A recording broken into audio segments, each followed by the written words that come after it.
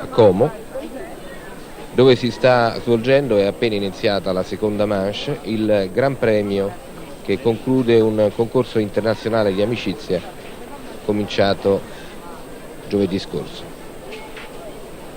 È l'ultima gara, la gara più importante, quella più attesa.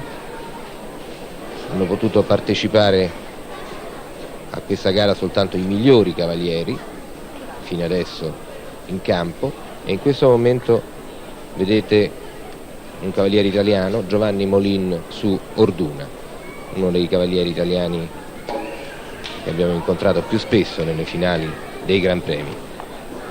Sta affrontando la doppia gabbia, che è l'ostacolo conclusivo di questo secondo percorso. Purtroppo c'è un errore nel largo d'entrata.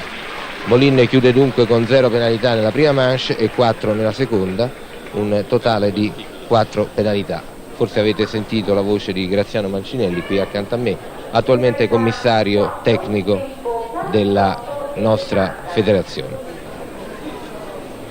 Programmi a media, diciamo a brevissima e a media scadenza. A brevissima scadenza intendendo ovviamente Piazza di Siena. Sì, questo appunto è il primo impegno, diciamo, ufficiale dei cavalieri italiani dopo i 3 concorsi di selezione dove verranno selezionati i 18 binomi che faranno parte appunto del numero ammesso a Piazza di Siena. Le 3 qualificazioni si svolgono appunto al Formula 3 di Monza, all'Internazionale di Cervia e al Formula 3 di Merano, e dopo proseguiranno per Piazza di Siena.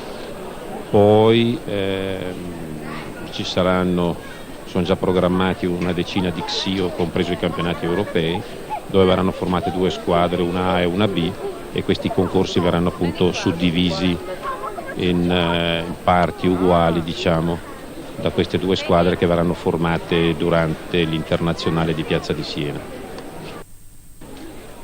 Programmi più a lunga scadenza, cioè programmi di ricostituzione della squadra, di ricostituzione del parco cavalli. Questo è un programma che poi dovrà deciderlo la federazione. Comunque per quest'anno è chiaro che è un anno di esperimenti e pertanto staremo a vedere. La federazione, per quel che mi concerne, quest'anno ha creato dei grossi incentivi per quello che concerne i privati, non ha intenzione di acquistare cavalli e pertanto il programma è già stato stilato e tutto. So che ha avuto molto successo e i cavalieri italiani sono tutti soddisfatti di questa iniziativa appunto studiata dalla commissione Salto Ostacoli, che è formata da l'ingegner Bedini e da dottor Visconti. Il cavaliere che avete visto chiudere con 4 penalità è uno svizzero, Jürg Friedli, il suo cavallo è Dural. In campo in questo momento di nuovo un cavaliere italiano, si tratta di Marco Porro, che monta Ricchi. 0 penalità come tutti quelli che vedremo scendere in campo, 0 penalità nella prima manche.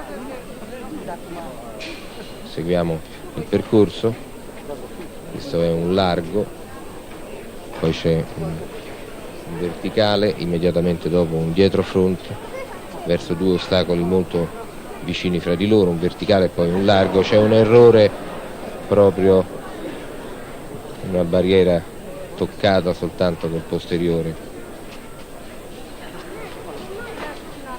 Approfitto della presenza qui alla mia destra di Giorgio Nuti, proprio un errore, diciamo una sfortuna vera e propria. Ma direi che è proprio stata una sfortuna, dato che lui ha girato molto bene, si è avvicinato bene, direi che è partito molto bene all'inizio del percorso, poi purtroppo un po' questi 2 dietro front qui magari mettono un po' in crisi un po' i cavalli, un po' la distanza, un po' tutti, ha fatto questi altri 2 errori, peccato perché era partito molto bene. Forse anche demoralizzato da quell'errore stupido. Sì, è facile, perché tante volte un errore così causato, così un errore banale, porta anche a scaricarsi e a perdere la concentrazione.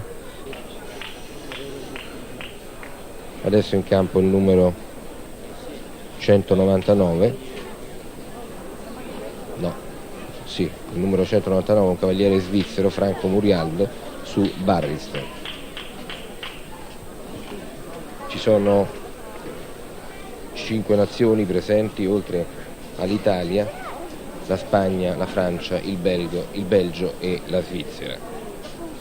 un brevissimo e rapidissimo bilancio delle gare che si sono svolte fino adesso: 3 vittorie per il Belgio, una per la Francia, una per la Svizzera e una per l'Italia con Duccio Bartalucci.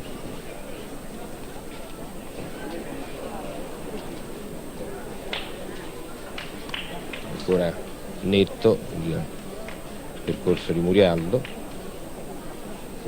visto questo ostacolo un po' particolare con le barriere posizionate diagonalmente fra i due ripari.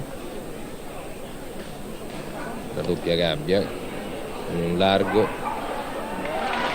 un verticale e un altro largo, l'uscita. Passato qualche angelo, vero Graziano Mancinelli? Sì, direi proprio di sì. Quelli che non sono passati sui nostri cavalieri, però. Sì, esatto. Sì, avrebbe dovuto fare errore. Però d'altra parte c'era anche la fortuna. Non c'è dubbio, nel concorso